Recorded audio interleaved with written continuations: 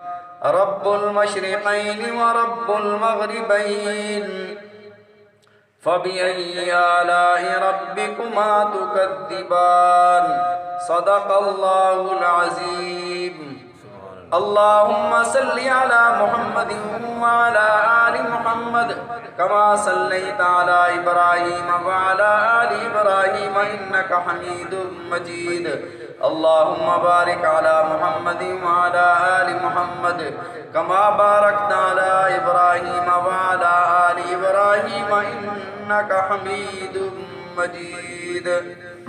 سابقہ آیات میں اللہ رب العزت نے اپنی نعمتوں کو ارشاد فرمایا کہ اللہ نے انسانوں کے لیے کیسے اناج اور پھل پیدا فرمائے، پھر ان کی کیسے حفاظت فرمائی، کیسے ان کو غلافوں میں پیک کر کے اللہ نے انسانوں کے لیے اس کی خراب ہواؤں سے اور مکھی مچھروں سے حفاظت فرما کر وہ غلہ وہ اناج وہ پھل انسان تک پہنچائے۔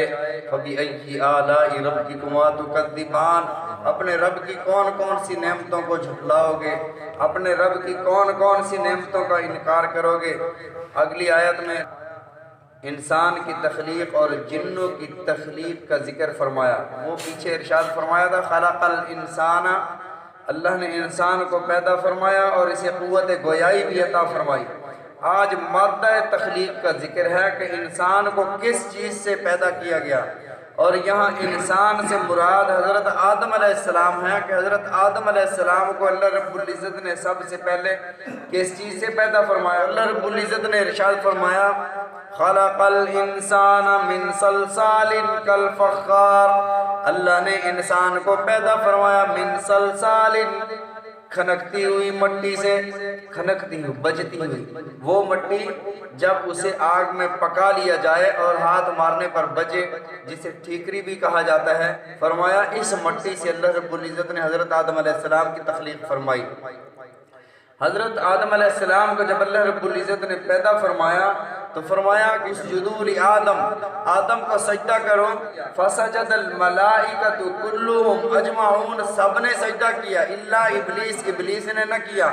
اللہ نے فرمایا ما لک الا تکون مع الساجدین، وہ سجدہ کرنے والوں میں تو نہیں ہے ابلیس، تو نے سجدہ نہیں کیا، وجہ کیا ہے؟ تو کہتا ہے خلقتنی من نار وخلقتہ من طین، آدم کو مٹی سے پیدا فرمایا۔ اب دیکھو خلقتنی، تو نے پیدا کیا، جس نے پیدا کیا ہے وہی حکم دے رہا ہے۔ خلقتنی من نار، مجھے آگ سے پیدا فرمایا، آدم علیہ السلام کو مٹی سے پیدا فرمایا۔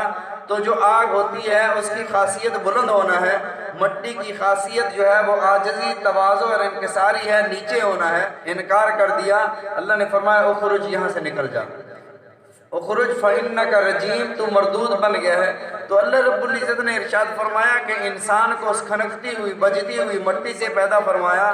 وَخَلَقَ الْجَانَّ، اور جنوں کو پیدا فرمایا، جنوں کو بھی اللہ نے پیدا فرمایا۔ کس سے پیدا فرمایا؟ وہ آگ جس میں دھواں نہیں ہوتا، وہ آگ جو اوپر اٹھتی ہے، شعلہ مارتی ہے، اس آگ سے جنوں کو پیدا فرمایا۔ نبی علیہ السلام نے ارشاد فرمایا کہ اللہ رب العزت نے فرشتوں کو نور سے پیدا فرمایا۔ حضرت موسیٰ علیہ السلام وہ کس نور سے پیدا فرمایا؟ حضرت موسیٰ علیہ السلام جب کوہ طور پر جاتے ہیں انہیں آگ نظر آتی ہے کہ یہاں سے آگ ملے گی، جب قریب جاتے ہیں وہ آگ اوپر اٹھ جاتی ہے۔ وہ آگ نہیں تھی، وہ حجاب نوری تھا، وہ نور تھا، وہ اللہ کا ایک نور تھا، ایک تجلی تھی۔ تو اللہ رب العزت نے فرشتوں کو نور سے پیدا فرمایا، جنوں کو آگ سے پیدا فرمایا، انسان کو مٹی سے پیدا فرمایا۔ اور پھر ارشاد فرمایا خلق الجان، جنوں کو پیدا فرمایا من مارج من نار، اس آگ سے، من مارج جو شعلہ مارتی ہے۔ فَبِأَيِّ آلَاءِ رَبِّكُمَا تُكَذِّبَانِ، تم اپنے رب کی کون کون سی نعمت کو جھٹلاؤ گے؟ جب سورہ رحمان نبی علیہ السلام نے صحابہ کرام رضوان اللہ علیہ مجمعین کے سامنے تلاوت فرمائی تو اللہ کے نبی صلی اللہ علیہ وسلم نے ارشاد فرمایا اے میرے صحابیوں، تم نے وہ اثر نہیں لیا جو جنوں نے لیا۔ جب میں نے یہ صورت جنوں کے سامنے پڑھی اور میں فَبِأَيِّ آلَاءِ رَبِّكُمَا تُكَذِّبَانِ تک تک پہنچتا تھا، جنوں میں بے سخت تھا، ان کی زبان سے یہ نکلتا تھا بِنِعَمِكَ رَبَّنَا لَا نُكَذِّبُ لَكَ الْحَمْدِ، اے ہمارے رب ہم تیری نعمتوں کی ناشکری نہیں کرتے، تو ہی ہمارا رب ہے، ساری تعریفیں تیرے لیے۔ اللہ رب العزت نے سابقہ قوموں کو اس لیے بھی ہلاک فرمایا فَكَفَرَتْ بِأَنْعُمِ اللَّهِ، انہوں نے اللہ کی نعمتوں کی ناشکری کی، اس لیے اللہ نے انہیں تباہ فرمایا۔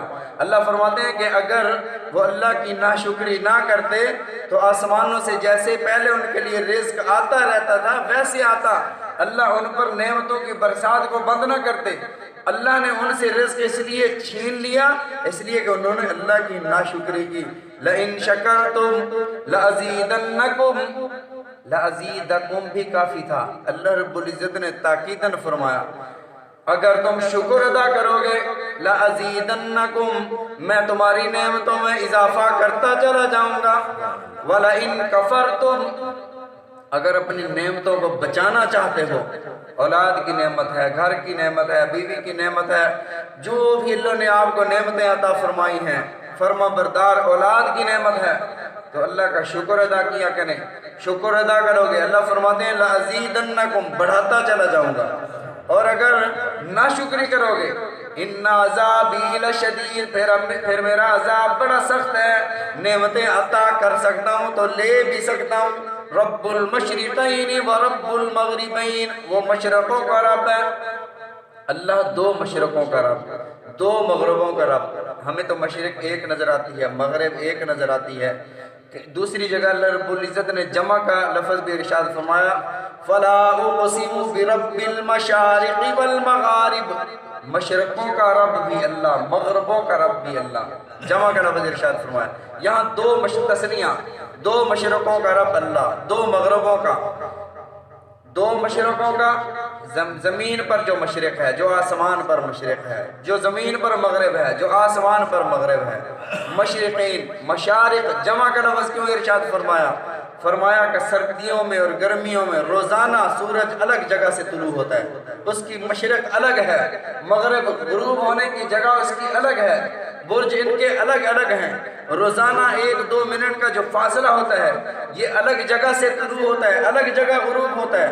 فرمایا اس لیے رب المشارق، وہ ساری مشرقوں کا رب ہے، وہ ساری مغربوں کا رب ہے۔ رب المشرقین و رب المغربین، وہ مشرقین کا رب ہے، وہ مغربین کا رب ہے۔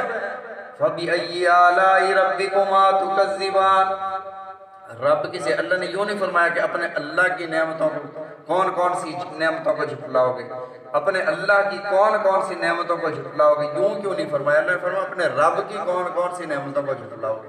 رب کیوں فرمایا؟ الحمدللہ رب العالمین، رب کیوں فرمایا؟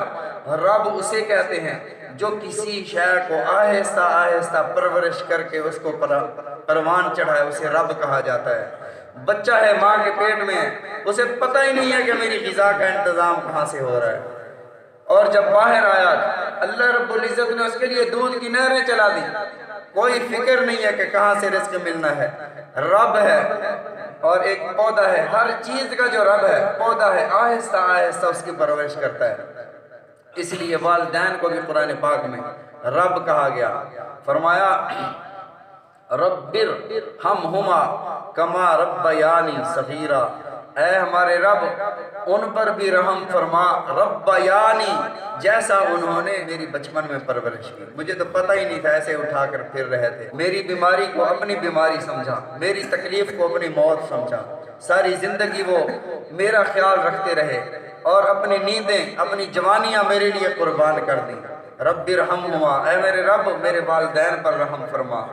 والدین کے لیے دعا قرآن پاک میں کئی جگہ ارشاد فرمایا وَوَصَّيْنَا الْإِنسَانَ بِوَالِدَيْهِ حُسْنًا، اللہ والدین کے ساتھ حسن سلوک کا حکم دیتا ہے، اس لیے کہ تکلیف پر تکلیف برداشت کر کے تمہیں انہوں نے پروان چڑھایا ہے، اس مقام تک جو پہنچے ہو، آج سردار بن گئے ہو، چودھری صاحب بن گئے ہو، تمہارا نام ہے، یہ تمہارے والدین کی دعاؤں کا صدقہ ہے۔ اگر وہ نہ ہوتے، وہ تمہاری تربیت نہ کرتے، وہ تمہیں ایسے چھوڑ دیتے، آج تمہارے یہ حالات نہ ہوتے۔ فرمایا والدین کے لیے دعا کیا کرو. فَبِأَيِّ آلَاءِ رَبِّكُمَا تُكَذِّبَانِ، اپنے رب کی کون کون سی نعمتوں کو جھٹلاؤ گے. وہ تمہیں کھانا دیتا بھی ہے، کھانا پھر ہضم بھی کرتا ہے. کھانا دے دے، کھا لو، ہضم نہ ہو، کیا ہوگا؟ مَرَجَ الْبَحْرَيْنِ يَلْتَقِيَانِ، اللہ کی قدرت کا نمونہ دیکھنا ہو تو دو دریاؤں کو دیکھ لو. یلتقیان، آپس میں ملے ہوئے بہ رہے ہیں، دونوں پانی ایک ساتھ بہ رہے ہیں. بینہما برزخ، ان دونوں کے درمیان ایک پردہ ہے جو تمہیں نظر نہیں آتا. لا یبغیان، اس میٹھے اور کھارے پانی کو آپس میں ملنے نہیں دیتا. رنگ بھی الگ الگ ہیں، پانی بھی، ذائقے بھی الگ الگ ہیں، لیکن وہ ملتے کیوں نہیں ہیں؟ اس لیے کہ اللہ کی ذات اوپر کار فرما ہے، اللہ کی قدرت کار فرما ہے، اس لیے وہ پانی آپس میں ملتے نہیں ہیں. کبھی وہ پانی نیچے ہو جاتا ہے اور کھارا اوپر آ جاتا ہے، کبھی دائیں بائیں، لیکن وہ ملتے نہیں ہیں، خلط ملط نہیں ہوتے.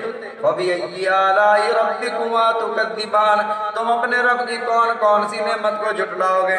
یخرج منہما اللؤلؤ والمرجان، وہ جو کھارا پانی ہے، جو میٹھا پانی ہے، اس دریا میں لؤلؤ نکالتے ہیں. لؤلؤ موتی کو کہا جاتا ہے. والمرجان چھوٹا موتی، لؤلؤ بڑا موتی. حضرت عبداللہ بن عباس رضی اللہ تعالیٰ عنہ فرماتے ہیں اللہ کے نبی صلی اللہ علیہ وسلم نے ارشاد فرمایا کہ آسمان سے جب بارش ہوتی ہے، آسمان سے شبنم کے قطرے گرتے ہیں، سپیاں جو پانی کے اوپر تیر رہی ہوتی ہیں وہ اپنا منہ کھول لیتی ہیں، جو قطرہ براہ راست ان سپی کے اندر چلا جاتا ہے اللہ اسے موتی بنا دیتے ہیں، اللہ اسے لؤلؤ بنا دیتے ہیں. جیسے ایک پانی کے قطرے سے اللہ نے انسان کو پیدا فرمایا، اسی طرح پانی کے قطرے سے اللہ نے موتی کو پیدا فرمایا. یہ اللہ کی قدرت ہے.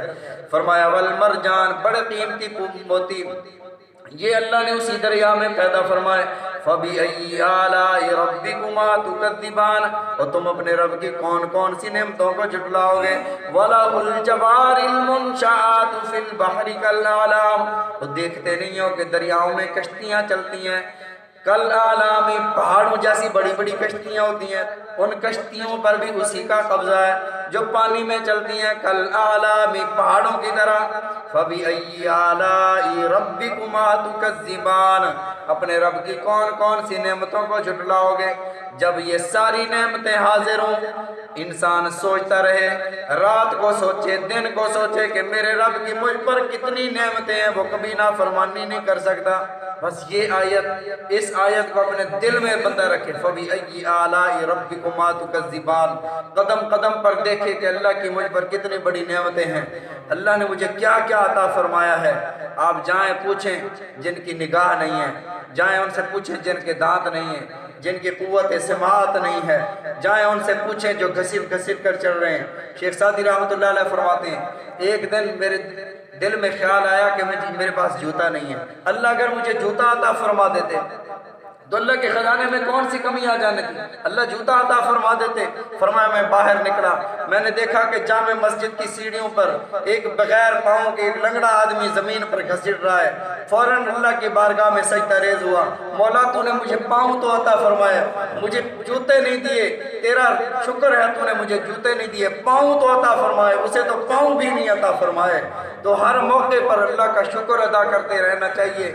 باہر نکلو، چلو دیکھو جن کے پاؤں نہیں ہیں، جن کے ہاتھ نہیں ہوتے، آپ کو بازاروں میں بے شمار ایسے لوگ نظر آئیں گے. شکر ادا کیا کرو اور اس وقت یہ دعا کر لیا کرو الحمدللہ الذی عافانی مما ابتلاک بہ وفضلنی علی کثیر ممن خلق تفضیلا. فرمایا کہ جو کسی مصیبت زدہ کو دیکھ کر یہ دعا اپنے دل میں پڑھ لیتا ہے، اللہ تعالیٰ اس بندے کو تا زندگی اس مصیبت میں مبتلا نہیں فرماتے.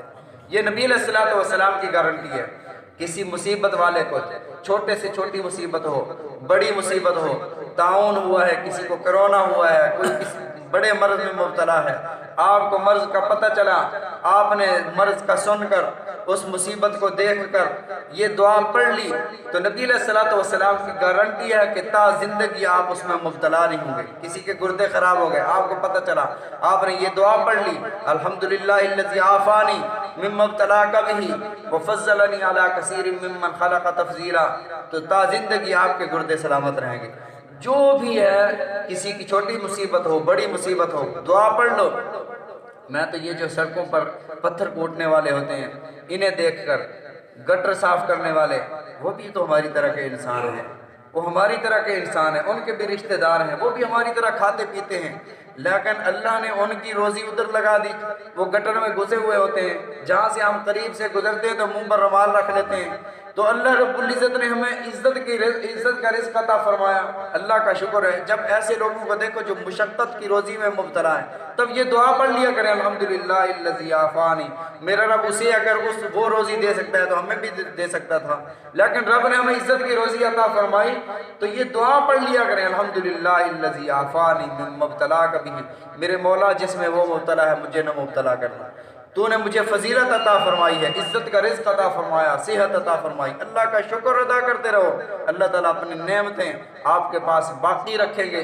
اللہ تعالیٰ ہم سب کو سمجھنے کی، عمل کرنے کی توفیق عطا فرمائے، نبی علیہ الصلوۃ والسلام کے فرامین سمجھنے کی، عمل کرنے کی توفیق عطا فرمائے۔